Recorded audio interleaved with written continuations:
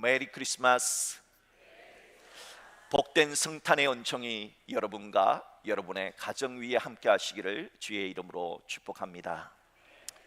오늘 말씀은 우리를 위하여 예수님이, 성자 하나님이 이 세상에 인간으로 성탄하셨다 하는 말씀입니다.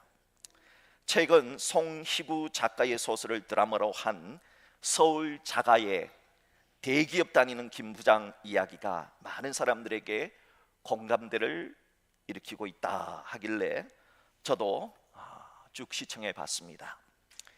이 드라마에 나오는 주인공 김 부장은 마지막에는 정신을 차리고 바람직한 자세로 또 가족의 사랑에 힘입어서 해피엔딩으로 끝이 나지만은 처음 드라마에 등장하는 김 부장은 전혀 다른 사람이었습니다. 서울에 자가 아파트를 소유하고 있다고, 이름 있는 대기업의 부장이라고, 늘 직급을 계급처럼 여기며 오직 진급, 상무로 올라가야 된다 하는 그런 진급에만 집중하는 그런 사람으로 등장을 해요. 그런 김 부장은 부하 직원들에게 꼰대 소리를 들어가면서 자신이 서울에 자가 아파트를 가지고 있다고, 내가 대기업 부장이라고 하면서 자랑을 합니다. 집에서도 아내에게, 집에서도 아들에게 그런 자신이 대단하다며 큰 소리를 뻥뻥 칩니다. 아내와 아들은 그래요, 맞아요, 서울에서 그렇게 비싼 아파트에 또한 잘 나가는 대기업 부장인 그런 남편, 그런 아버지를 존경합니다 합니다. 김 부장은 그 말에 굉장히 뿌듯하게 생각합니다. 하지만 그런 김 부장도 순간순간 마음 한구석에 불안감, 두려움의 그림자가 들여져 있습니다. 지금 누리는 이 존경과 사랑은 자신이 대기업 부장이라는 그 직급 때문이라고 생각을 했기 때문입니다. 그러다 보니까 혹시 자신이 진급을 못하면, 승진을 못하면, 혹시라도 회사에서 잘려버리면, 부장이라는 직함이 사라진다면 자신을 향한 존경도 다 무너질 거라 하는 두려움, 이 두려움을 안고 살아가는 사람입니다. 그래도 어느 날 그 두려움이 실제가 되어버리고 맙니다. 승진이 안 됩니다. 저 멀리 지방 공장으로 좌천이 되고 급기야 회사에는 명퇴를 하라고 결국은 회사를 그만두게 되죠. 부장이란 직함이 사라져버립니다.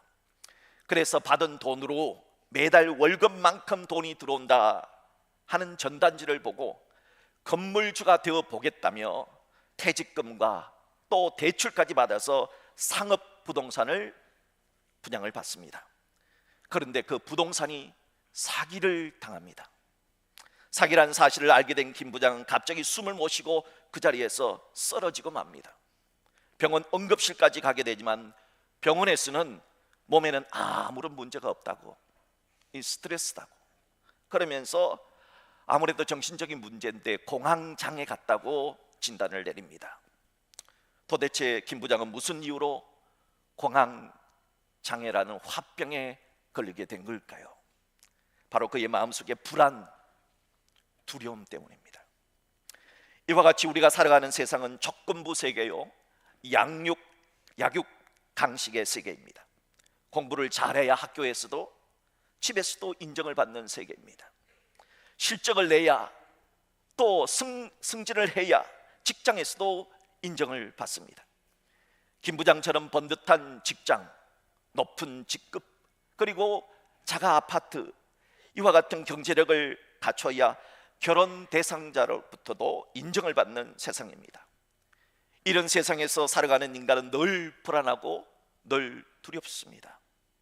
언제 성적이 떨어질지, 언제 그 회사에서 잘릴지, 언제 실적이 줄어들지, 언제 명퇴를 당할지, 언제 사랑받는 사람에게 버림을 받을지 늘 두려움 속에 살아갑니다. 웃고 있어도 눈물이 나는 그런 세상입니다. 성경은 그 이유를 이렇게 말합니다. 세상에 있는 모든 것이 육신의 정욕과 안목의 정욕과 이생의 자랑이니 다 아버지께로부터 온 것이 아니라 했습니다. 하나님께로부터 온 것이 아니라는 거예요. 이것은 바로 세상으로부터 온 것이라 성경은 밝혔습니다. 그런데 육신의 정욕과 안목의 정욕과 이 세상의 자랑으로 가득 차 있는 이 세상 속에 있는 사람들을 위해서 이런 세상 속으로 성자 예수님이 인간이 되어 탄생한 겁니다. 개미가 되어 개미의 사정을 잘 알고 소통이 될 수 있잖아요. 새가 돼야지 새의 마음을 잘 알고 새와 소통을 할 수 있잖아요. 그래서 하나님이 인간이 되어서 인간과 소통하기 위해서 인간이 되어 오신 겁니다. 그래서 하나님이 우리 인간을 위해 인간이 되어 오신 날이기 때문에 각 나라의 사람들을 예수의 성스러운 탄생일인 이 성탄절을 예수를 믿지 않아도 기뻐하고 메리 크리스마스라고, 해피 크리스마스라고, 행복하고 즐거운 크리스마스라고 말하는 것입니다. 오늘 누가복음 2장의 말씀은 예수님이 왜 이 땅에 성탄하셨는가 그 이야기를 설명해 주는 말씀입니다. 오늘 말씀의 배경은 이렇습니다. 당시 로마 제국의 황제 아우구스투스가 제국 전역에 자신의 고향에 가서 인구 조사를 하라는 명령을 내렸습니다.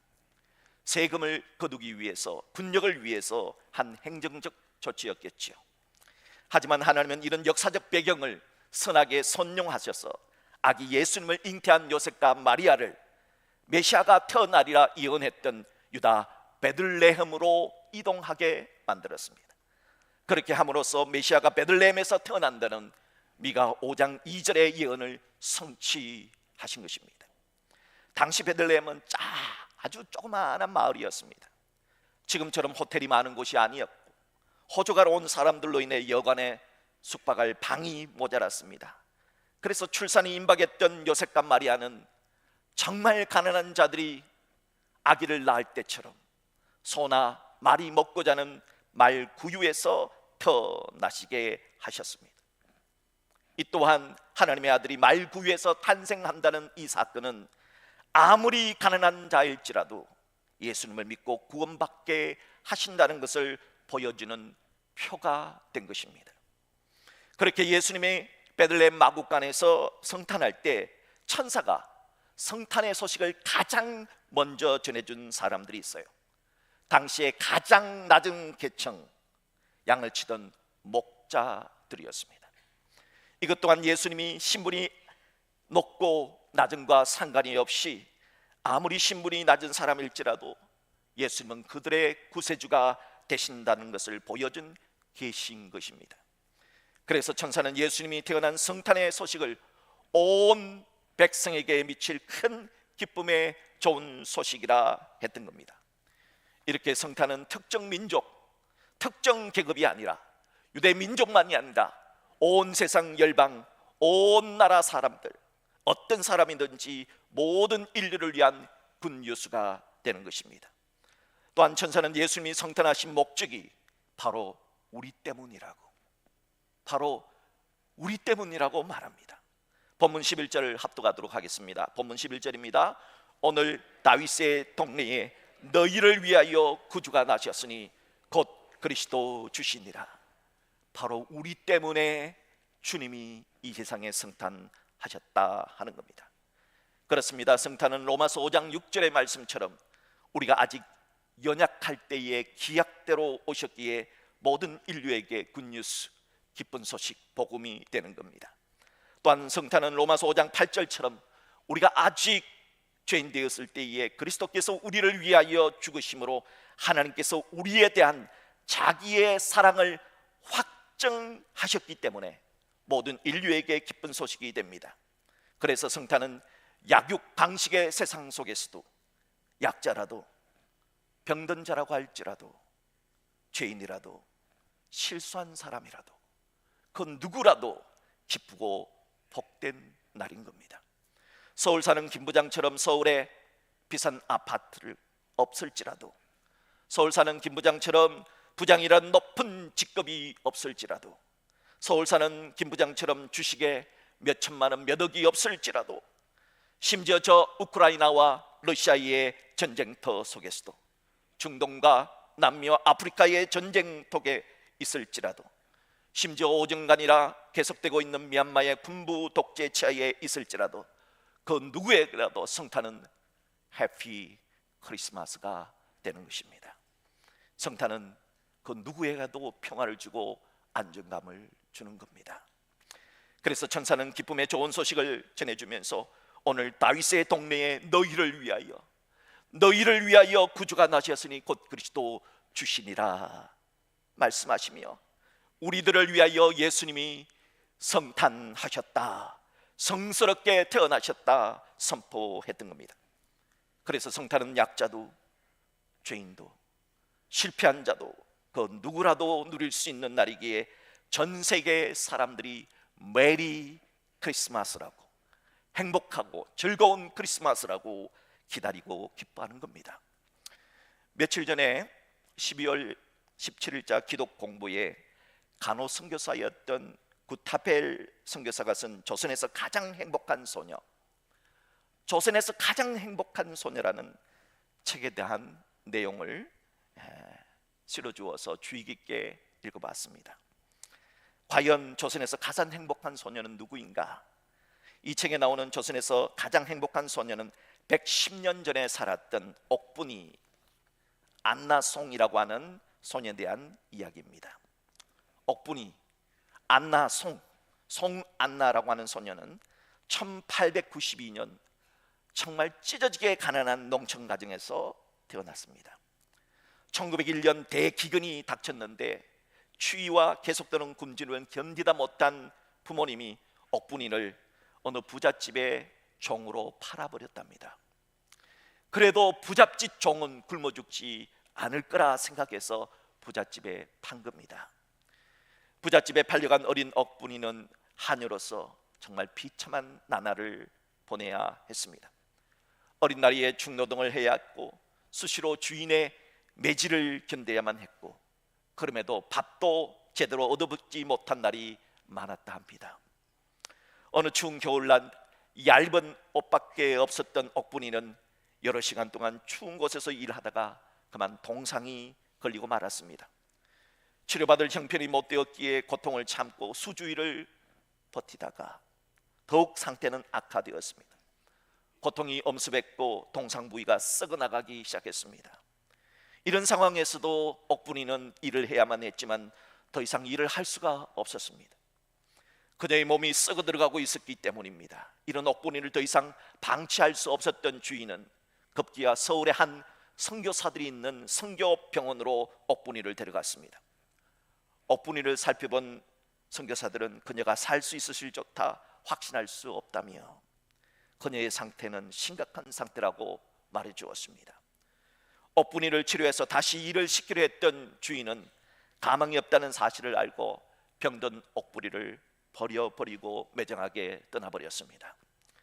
병원에 홀로 남겨진 어린 소녀는 8개월 동안 살아남기 위해 정말 엄청난 고통과 싸워야만 했습니다.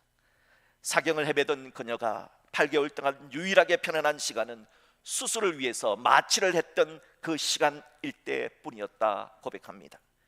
그녀는 그런 고통 속에서도 가끔 정신이 들 때면은 자신을 떠난 주인은 어떻게 되었는지 묻곤 했답니다. 옥분이의 마지막 수술은 1906년 9월에 완료가 되었고 의사들은 옥분이의 두 손과 한쪽 다리를 잘라야만 했습니다. 1906년 크리스마스가 다가오자 간호사들은 병원에 조그마한 크리스마스 트리를 설치하고 아름다운 장식물로 장식을 했습니다. 옥분이에게 이 크리스마스 트리는 세상에서 단 한 번도 본 적이 없는 가장 아름다운 나무였습니다. 그녀에게 크리스마스와 트리는 새로운 세상이요 그리고 희망이었습니다. 어느 날 간호 선교사였던 구타벨 선교사가 미국에 있는 친구에게 편지를 쓰고 있었습니다. 그때 이 편지를 쓰고 있는 것을 지켜본 옥분이가 선교사님, 조선에서 가장 행복한 소녀인 저도 인사해도 될까요? 저의 인사도 편지에 넣어줄 수 있어요? 하고 물었답니다. 구타벨 간호 선교사는 깜짝 놀랐답니다. 이 가난하고 불쌍하기만 한 소녀가 어떻게 조선에서 가장 행복한 소녀라고 말할 수 있는가? 놀라서 너는 왜 조선에서 가장 행복한 소녀라고 생각하니? 하고 물었답니다. 그때 옥분이는 6가지 이유를 들어서 자신이 조선에서 가장 행복한 소녀라고 말했습니다.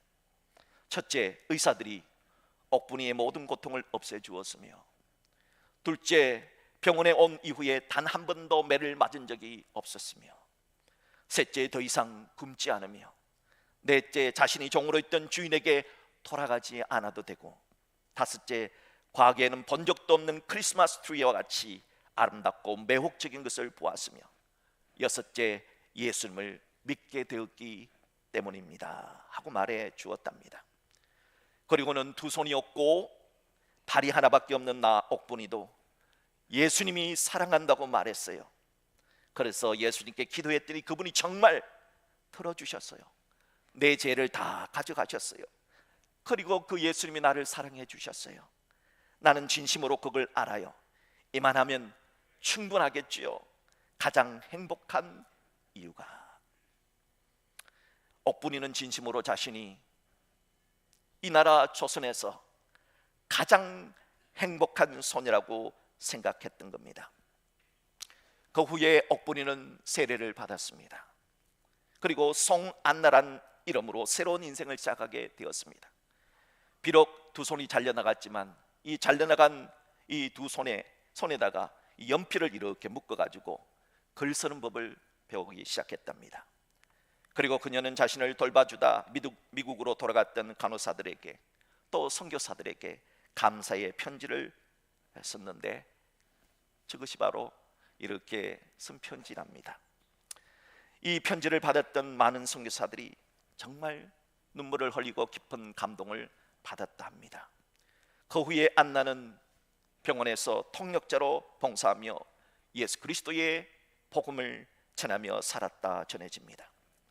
110년 전 실제했던 옥분이의 이야기는 구타벨 간호 선교사에게 의해서 The Happiest Girl in Korea, 조선에서 가장 행복한 소녀라는 책을 통해서 미국 전역에 알려졌고, 절망에 빠진 많은 사람들에게 깊은 위로를 주었다 전해집니다.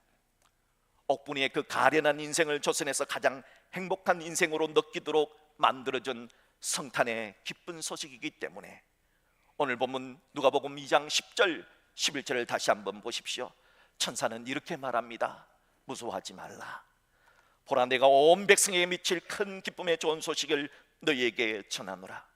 오늘 다윗의 동네에 너희를 위하여 구주가 나셨으니 곧 그리스도 주시니라 했던 겁니다. 이렇게 성탄하신 예수님은 언제나 어디서나 그 누구든지 어둠에서 빛으로, 사망에서 생명으로, 가난에서 부유함으로 인도해 주실 구세주가 되십니다. 사랑하는 성도 여러분, 비록 드라마 서울 자가의 대기업 다니는 김 부장 이야기에 나오는 김 부장처럼 비싸고 좋은 아파트가 없어도 예수님은 우리들에게 구원을 주시고 천국을 가져다 주셨습니다. 비록 드라마 서울 자가의 대기업 다니는 김 부장 이야기에 나오는 김 부장처럼 좋은 자가용이 없어도 예수님은 나귀 새끼를 타시고도 우리들에게 죄 문제를 해결해 주시고 행복을 가져다 주셨습니다. 그래서 성탄절에는 전쟁을 하는 전쟁터에서도 이 성탄절 이날만큼은 평화와 안정을 기다리며 휴전을 했던 겁니다. 왜냐하면 예수님이 우리가 져야 할 그 수고하고 무거운 짐을 대신 져 주셨기 때문입니다. 그 예수님이 우리에게 부탁하십니다. 이제는 그 일을 예수 믿는 너희들이 감당해 줬으면 좋겠다는 겁니다. 우리도 작은 예수가 되라는 겁니다. 누군가의 짐을 대신 짊어질 줄 아는 사람이 되라는 겁니다. 그럴 때 바로 그곳에 평화와 안정이 온다 하십니다. 그래서 갈라디아서 6장 2절은 너희가 짐을 서로 지라 하셨습니다. 그리하여 그리스도의 법을 성취하라 하셨습니다. 가정에서 힘들어하는 가족들이 있습니다. 그들의 짐을 대신, 아니 함께 졌으면 좋겠습니다. 직장에서 힘들어하는 동료가 있습니다. 힘들어하는 그 동료의 짐을 대신, 아니 함께 짊어지는 사람이 되었으면 좋겠습니다.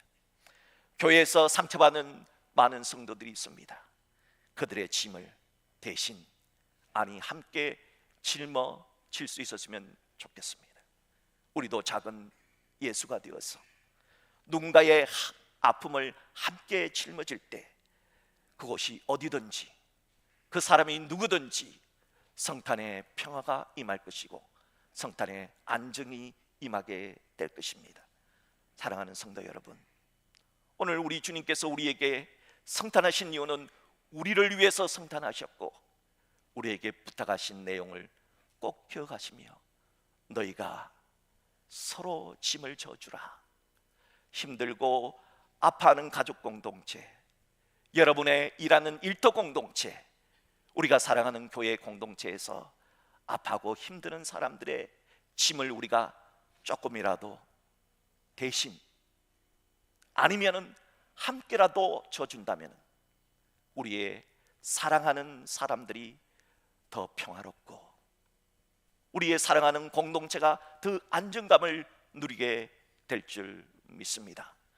여러분 가정에, 여러분이 임하는 모든 공동체에 성탄의 평화가, 성탄의 안정이 함께 하시기를 주님의 이름으로 축복합니다.